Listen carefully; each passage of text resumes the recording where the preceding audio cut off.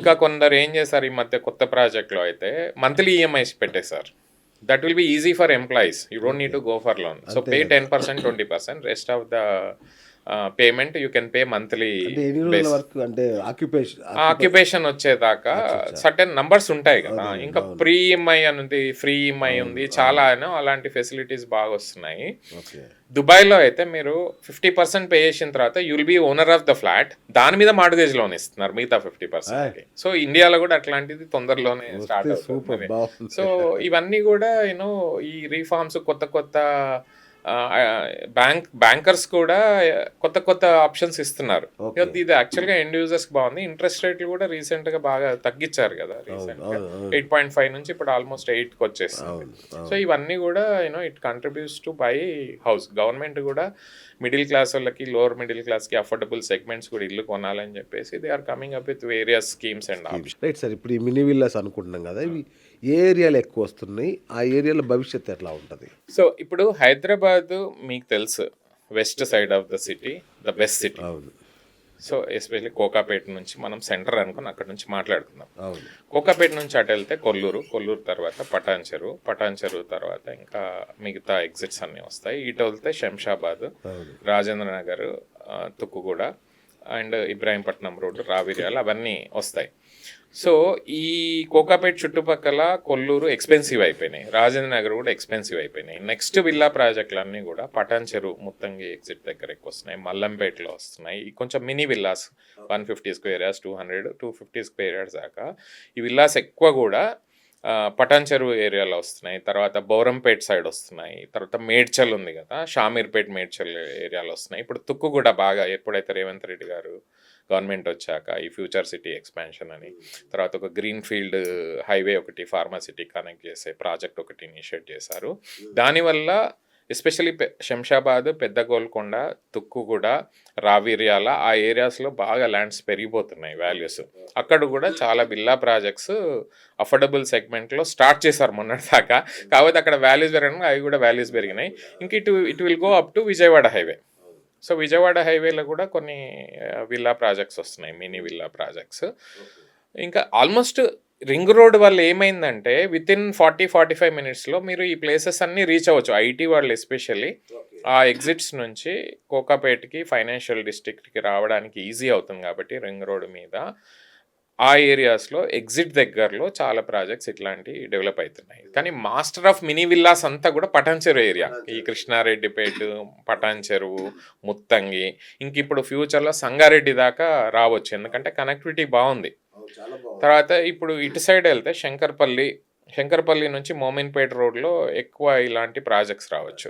నేను చెప్పినట్టు ఈ రిటైర్మెంట్ హోమ్స్, ఎందుకంటే వెస్ట్ సైడ్ ఆఫ్ ద సిటీలో ఇల్లున్న వీకెండ్ హోమ్స్ కావాలని కూడా కొందరు కొంటున్నారు. ఏం చేస్తారు, వీక్ డేస్ అంతా హైదరాబాద్లో అపార్ట్మెంట్లో ఉంటారు, వీకెండ్ కాగానే they will go and stay in weekend community. అక్కడ ఉండి 2 రోజులు హ్యాపీగా ఉండి హాబీస్ ఏమన్నా ఉంటే అక్కడ ప్రాక్టీస్ చేసుకొని, ఎక్సర్సైజ్లు, యోగాలు ఒక 2 రోజులు అన్నీ చేసుకొని మళ్ళీ సిటీకి వస్తున్నారు. అలాంటి కాన్సెప్ట్ కూడా పెరుగుతుంది. అవన్నీ కూడా మీకు వికారాబాద్ రోడ్లో, చేవెళ్ళ రోడ్లో ఆర్ మోమిన్పేట్ రోడ్లో, సంగారెడ్డి రోడ్లో ఇట్లాంటి కమ్యూనిటీస్ కూడా బాగా బిల్డ్ చేస్తున్నారు. People are buying second home, weekend homes. So even rich people కూడా ఇట్లాంటి గేటెడ్ కమ్యూనిటీలో, సిటీలో ఉండే అపార్ట్మెంట్స్లో ఉన్న వాళ్ళు కూడా అట్లా చేస్తున్నారు. ఇప్పుడు రీసెంట్గా అంకురా హోమ్స్ అని ఒక కంపెనీ ఉంది. వాళ్ళు శంకర్పల్లిలో 1200 గజాల్లో చిన్న house with all greenery develop చేశారు. హాట్ కేక్ లాగా సేల్ అయిపోయినాయి. అంతా కోకాపేట ఈ ఫైనాన్షియల్ డిస్ట్రిక్ట్లో పనిచేసే సాఫ్ట్వేర్లో టాప్ లెవెల్ మేనేజర్స్ అంతా కొనుక్కున్నారు. వాళ్ళు ఏం చేస్తారు, ఫ్రైడే కాగానే పిల్లలు, ఫ్యామిలీ అంతా వెళ్ళి అక్కడ ఉంటారు. అక్కడ చిన్న ఫార్మింగ్ చేసుకుంటారు, కుదిరితే చెట్లు పెంచుకుంటారు, మళ్ళీ వచ్చేసి మళ్ళీ వీక్ డేస్లో హైదరాబాద్ వచ్చేస్తారు, సిటీలోకి వచ్చి పనిచేస్తారు. సో అట్లాంటి కమ్యూనిటీస్ కూడా బిల్డ్ అవుతున్నాయి. పెద్ద పెద్ద 100 ఎకర్స్, 50 ఎకర్స్, 200 ఎకర్స్ ప్రాజెక్ట్స్ కూడా వస్తున్నాయి. మళ్ళీ రీసెంట్గా తెలంగాణ గవర్నమెంట్ ఇంటిగ్రేటెడ్ టౌన్షిప్స్ అని ఒక పాలసీ తీసుకొచ్చింది. అంటే మీరు 100+ ఎకర్స్ ఉండి అందులో ఇంటిగ్రేటెడ్ టౌన్షిప్ చేయొచ్చు. ఒక స్కూల్ ఉండాలి, ఒక కమర్షియల్ స్పేస్ ఉండాలి, విల్లా ప్రాజెక్ట్ ఉండాలి, ప్లాటింగ్ వెంచర్ ఉండాలి. సో ఇవన్నీ ఉంటే ఇంటిగ్రేటెడ్ టౌన్షిప్ లాగా పర్మిషన్స్ ఇచ్చారు. అట్లా ఒక 4-5 మీకు సెన్సా కౌంటీ అని అరబిందో ఫార్మా వాళ్ళు చేశారు, ఆరో రియాలిటీ వాళ్ళు, తర్వాత గ్రీన్ ఎన్రిచ్ అని, ఈ 2 ప్రాజెక్ట్స్ ఈ ఇంటిగ్రేటెడ్ టౌన్షిప్ పాలసీలో పర్మిషన్స్ వచ్చిన ప్రాజెక్టులు అవి కూడా బాగున్నాయి. అందులో కూడా 200 స్క్వేర్ యార్డ్స్ ఉన్నాయి. రీసెంట్గా ఒక పెద్ద బిల్డర్ ఒక 55 ఎకర్స్లో ఇలాంటి ప్రాజెక్టే డెవలప్ చేశారు. దానిలో ఏం చేశాడు, సీనియర్ సిటిజన్ హోమ్ కమ్యూనిటీ ఒక 4 ఎకరాల్లో చేశారు, 200 స్క్వేర్ యార్డ్స్ మినీ విల్లాస్ ఒక 10 ఎకరాలు, ఒక 20 ఎకరాలు 200 నుంచి 400 గజాలు విల్లాస్ చేశారు. రిచ్చర్ల కోసం 500 స్క్వేర్ యార్డ్స్ విల్లాస్ కూడా కట్టారు. సో ఇట్లా ఇంటిగ్రేటెడ్ కూడా వచ్చే ప్రాజెక్ట్స్ ఫ్యూచర్లో అదే జరగవచ్చు. అంటే అందరికీ మా ప్రాజెక్ట్లో ఫెసిలిటీ ఇవ్వాలి అని కూడా ఉంది. మళ్ళీ ఎవరిది వాళ్ళకి క్లబ్ హౌస్, ఎవరిది వాళ్ళకి ఫెసిలిటీ, ఇవన్నీ కాకుండా మళ్ళీ దానిలో హాస్పిటల్, క్లినిక్స్, సూపర్ మార్కెట్స్, ఫార్మసీలు, ఇవన్నీ ఫెసిలిటీస్ వచ్చేటట్టు కూడా ప్లాన్ చేస్తున్నారు. ఇదంతా ఇన్నోవేషన్, కొత్త జనరేషన్. ఇప్పుడు పాతకాలంలో కన్జర్వేషన్ బిల్డర్స్ ఉండేది, ఇప్పుడు బిల్డర్స్ కొత్త జనరేషన్ రియల్ ఎస్టేట్కి ఎంటర్ అవుతున్నారు. బాగా చదువుకున్న వాళ్ళు ఎంటర్ అవుతున్నారు. రియల్ ఎస్టేట్ అంటే అవునండి, ఇంకా అబ్రాడ్లో ఇవన్నీ కాన్సెప్ట్స్ చూసి కొత్త జనరేషన్ ఈ బిజినెస్ లోకి వస్తున్నారు. ఆర్కిటెక్చర్ కూడా బాగా ఎవాల్వ్ అవుతుంది. ఇప్పుడు హైదరాబాద్ నుంచి ఆల్మోస్ట్ చాలా మంది రిచ్ కిడ్స్ అంతా అబ్రాడ్ పోయి ఆర్కిటెక్చర్ చదువుకొని ఇండియాకి వచ్చి they are doing lot of innovative stuff. మీరు అపార్ట్మెంట్లో కూడా చూసుంటారు కదా, ఒకప్పటికి ఇప్పటికి అపార్ట్మెంట్స్ ఎంత ఎవాల్వ్ అయినాయి. మీకు ఇంటర్ కనెక్టెడ్ అమ్యూనిటీస్, పూల్స్, కొత్త ఫెసిలిటీస్, మల్టీపర్పస్ జోన్స్ పెడుతున్నారు ఫ్లాట్లలో, ఇంటర్ కనెక్టెడ్ అమ్యూనిటీస్ ఉంటున్నాయి, గ్రౌండ్ ఫ్లోర్లో అమ్యూనిటీస్ ఉంటున్నాయి, పెద్ద క్లబ్ హౌసెస్ ఉంటున్నాయి. సో ఆ చేంజ్ అనేది ఈవెన్ విల్లా కమ్యూనిటీస్కి కూడా ఫ్యూచర్లో వస్తాయి. కొత్త విల్లా ప్రాజెక్ట్లో కూడా కొత్త ఫెసిలిటీస్, కొత్త ఫీచర్స్ బిల్డర్స్ నెక్స్ట్ ఫ్యూ ఇయర్స్లో వస్తాయి. ఆ ఫీచర్స్ వచ్చిన కొద్దీ people will go little far away and invest. Sir ఇంకొకటి, ఇప్పుడు సరే ఫార్ అవే అంటే ఇప్పుడు ఓఆర్ఆర్ దాటి RRR దాకా ఈ మధ్యలో కొంటే వచ్చే 5-10 ఇయర్స్లో ఎట్లా ఉంటుంది సార్ ఫ్యూచర్ మినీ విల్లాస్?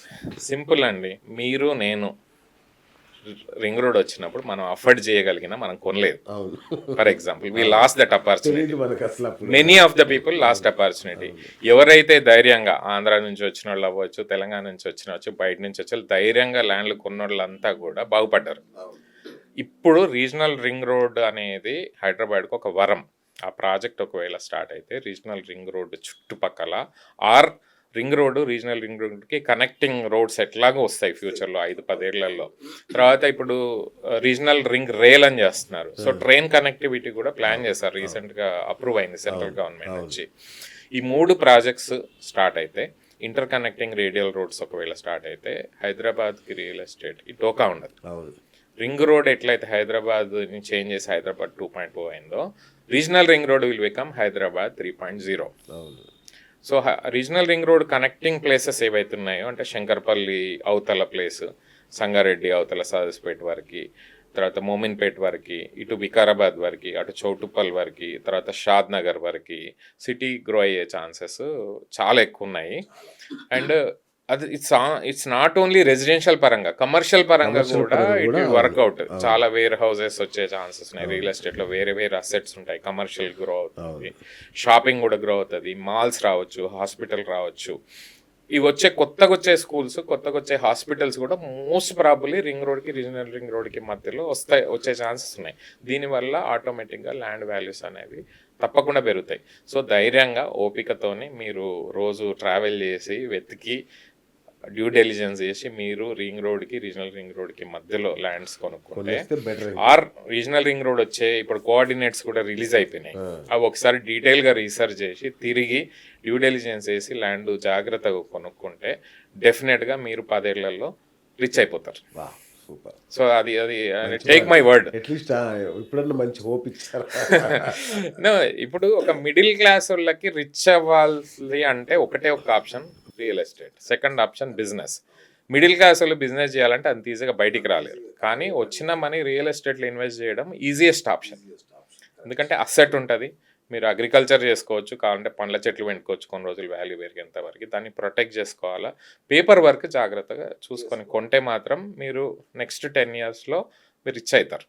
అంటే మీరు మీ శాలరీతో కానీ మీరు చేసే బిజినెస్లో వచ్చే రెవెన్యూ కన్నా ఇందులో వచ్చే రెవెన్యూ ఎక్కువ ఉంటుంది. ఫర్ ఎగ్జాంపుల్, సింపుల్ ఎగ్జాంపుల్ చెప్తా, 2019లో ఒక ఎన్ఆర్ఐకి అమెరికాలో చిన్న కంపెనీ అమ్మేస్తే 4 కోట్లు వచ్చినాయి. తీసుకొచ్చి హైదరాబాద్లో కోకాపేటలో 4 కోట్లకు విల్లా కొన్నాడు. Just last month 25 crores అమ్మాడు. 4 crores 25 crores కానీ 21 crores హీ ఎర్న్డ్.